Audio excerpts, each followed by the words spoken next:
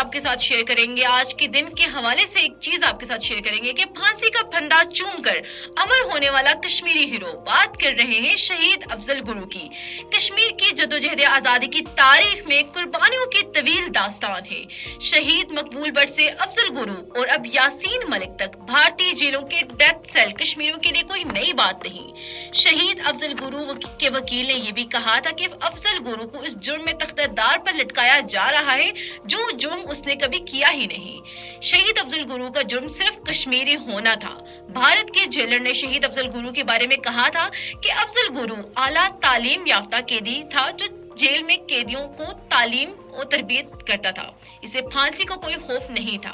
اس نے جھکنا کبھی سیکھا ہی نہیں تھا. شہید افضل گرو کی پھانسی بھارتی عدالتی نظام کی ناانصافی پر کلنک کا ٹیکا ہے. آج پوری کشمیری قوم شہید افضل گرو کا یوم شہادت منا کر ان کو خراج تحسین پیش کر رہی ہے. مقبول بٹ سے لے کر افضل گرو کو اور سید علی گیلانی تک کشمیریوں کی جدوجہد جاری رہے گی اور آزادی کی منزل تک یہ چیز جاری رہے گی.